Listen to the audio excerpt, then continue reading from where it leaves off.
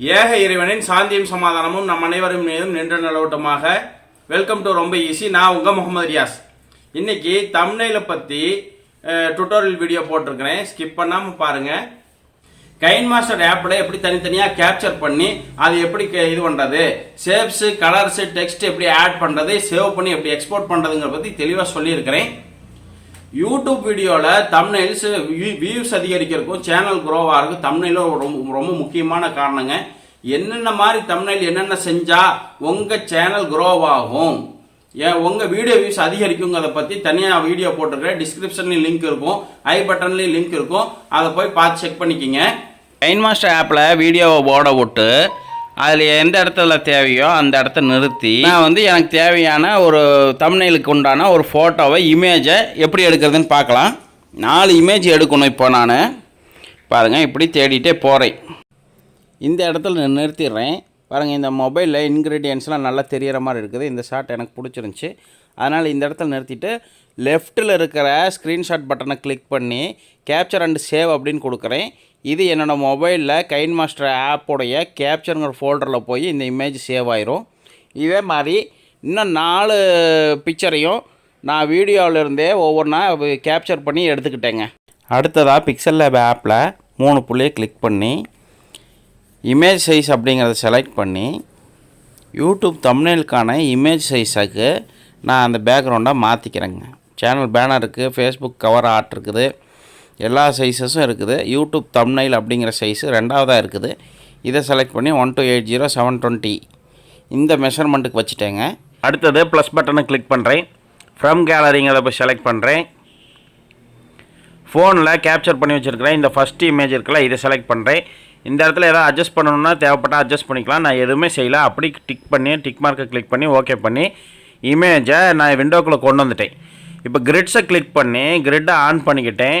Magnet பட்டனையும் click பண்ணிட்டேன்னு சொன்னால் நான் அட்ஜஸ்ட்மெண்ட் பண்ணி வைக்கும்போது கரெக்டாக அப்படி போய் அது ஒட்டிக்கும். இப்போ இதை அட்ஜஸ்ட் பண்ணி சிறுசு பண்ணணும்னு இந்த இடத்துல போய் கரெக்டாக ஒட்டிக்கிச்சு. இதை அப்படியே டாப் ரைட் கார்னருக்கு நகர்த்தி கொண்டு வந்து இந்த இடத்துல வச்சுட்டேன். இதே மாதிரி ப்ளஸ் கிளிக் பண்ணி ஃபோன் கேலரியிலேருந்து மீதி இருக்கிற 3 படங்களையும் எடுத்து செட் பண்ணி வச்சுட்டேன். அதை ஸ்பீடாக நம்ம பார்த்துட்டோம். இப்போ 3வது படத்தை மட்டும் கொஞ்சம் திருப்பி அந்த இடத்துல டெக்ஸ்ட்டு போடுறதுக்காக அட்ஜஸ்ட்மெண்ட் பண்ணி கடைசி படத்தையும் இங்கே செட் பண்ணிட்டேன். இதுக்கப்புறம் இந்த கிரிட்டை ஆஃப் பண்ணிக்கிறேன். மேக்னெட்டையும் ஆஃப் பண்ணி கிரிட்டையும் ஆஃப் பண்ணி இந்த தடவை ப்ளஸ்ஸை கிளிக் பண்ணி ஷேப்ஸை கொண்டு வரேன். ஸ்கொயர் வந்துடுச்சு. ஸ்கொயர் பாக்ஸை முக்கோணம் மாதிரி திருப்ப போகிறேன். இதை செலக்ட் பண்ணி முக்கோணம் பண்ணிவிட்டு கொஞ்சம் பெருசு பண்ணி அட்ஜஸ்ட் பண்ணி வச்சுக்கிறேன். அடுத்து இந்த முக்கோணத்துக்கு பிளாக் கலர் ஃபில் பண்ணிவிட்டு கீழே ஸ்ட்ரோக் வித்து ஒரு 17 வச்சுக்கிட்டேன். ஸ்ட்ரோக்குடைய கலரை வெள்ளை கலர் மாற்றி வெள்ளை கலர் கொடுத்துட்டேன். இதே மாதிரி இந்த 4 ஃபோட்டோஸுக்கும் அவுட்லைன் ஸ்ட்ரோக் ஒயிட் கலரில் இப்போ நான் எப்படி கொடுக்குறேங்க வேகமாக பார்த்துடலாம். ஃபோட்டோக்கு அவுட்லைன் கொடுக்கறதுனால நான் இப்போ ஆப்ஜெக்டை செலக்ட் பண்ணி அதில் இருக்கிற ஸ்ட்ரோக்குங்கிறத செலக்ட் பண்ணி எனேபிள் பண்ணிவிட்டு ஒயிட்டை எடுத்துக்கிறேன். ஸ்ட்ரோக்கோட வித்தை 10 வரை வச்சுக்கிறேன். 10 வரை வச்சு ஓகே கொடுத்துட்றேன்.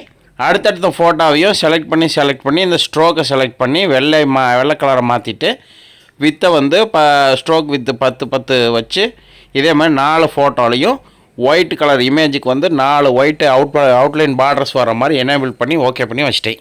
அடுத்தபடியாக ப்ளஸ் பட்டனை கிளிக் பண்ணி டெக்ஸ்ட்டு கிளிக் பண்ணிக்கிறேன். டிஃபால்ட்டாக நியூ டெக்ஸ்ட் அப்படிங்கிற எழுத்து வந்துடும். அந்த எழுத்தை தூக்கி நடுவில் கொண்டு வந்து வச்சுட்டு அதை டபுள் கிளிக் பண்ணேன்னு சொன்னால் டெக்ஸ்ட் எடிட்டுக்கு போயிடும். அதில் நான் டைப் பண்ணுறேன். இப்போ நான் தமிழில் இது போல் தம்ப்நெயில் செய்வது எப்படி அப்படின்னு சொல்லி டைப் பண்ணி டன் கொடுத்துட்டு ஓகே கொடுத்து பேஜுக்குள்ளே அந்த தமிழ் டெக்ஸ்ட்டை உள்ளே கொண்டு வந்துட்டேங்க. அடுத்து ஏ பட்டனை கிளிக் பண்ணி டெக்ஸ்ட் ப்ராப்பர்ட்டிஸை கொண்டு வந்துட்டேன். ஃபாண்ட்டுக்குள்ளே போயிட்டு போல்டான ஒரு ஃபாண்ட்டை செலக்ட் பண்ணி இந்த தமிழ் எழுத்தை போல்டாக ஆக்கிட்டேன். அலைன்மெண்ட்டை செலக்ட் பண்ணி சென்டர் அலைன் பண்ணி ஓகே கொடுத்துட்டு இந்த டெக்ஸ்ட்டை எடுத்து அந்த முக்கோணத்துக்குள்ளே சென்டரை அலைன் பண்ணி வச்சுட்டேன். அடுத்தது ப்ளஸ் லோகோவை கிளிக் பண்ணி ஃப்ரம் கேலரியில் என்னுடைய ஃபோன் கேலரிக்குள்ளே போய் அதர் ஆல்பம்ஸ் ரொம்ப ஈஸி ஃபோல்டருக்குள்ளே போய் ரொம்ப ஈஸி என்னுடைய சேனலுடைய லோகோவை கிளிக் பண்ணி உள்ளே கொண்டு வந்துட்டேன். இதையும் சிறுசு பண்ணி அட்ஜஸ்ட் பண்ணி அந்த பிளாக் சர்ஃபேஸ் பின்னாடி இருந்தால் நல்லா இருக்கிற மாதிரி தோணுச்சு. நான் அங்கே கொண்டு லோகோ வச்சுட்டேன்.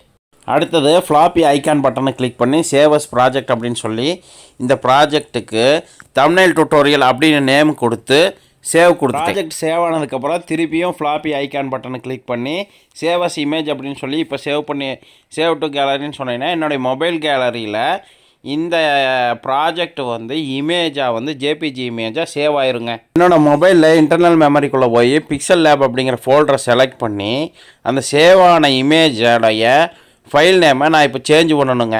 ஏன்னு சொன்னால் அது 2020 7வது மாதம் 8ஆம் தேதின்னு இப்போ தேதி நான் ரெக்கார்ட் பண்ண தேதியையும் ரேண்டமாக சில நம்பர்ஸையும் கொடுத்துருக்குது.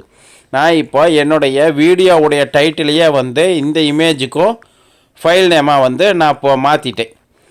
தம்ப்நெயில் டியூட்டோரியல் ஹேஸ் ரொம்ப ஈஸி தமிழ் .jpgன்னு ஃபைல் நேம் கொடுத்துட்டேன். அப்போ தான் வந்து சர்ச்சில் உங்களுக்கு டக்குன்னு எடுத்துகிட்டு வரக்கு ஒரே மாதிரி டைட்டில் ஒரே மாதிரி தம்ப்நெயில் நேமும் இருக்கணும். அதுக்காக அப்படி பண்ணியிருக்கிறேன். இனி இந்த தம்ப்நெயிலை நான் என்னோடய வீடியோவில் அப்லோட் பண்ணி வச்சுக்குவேங்க.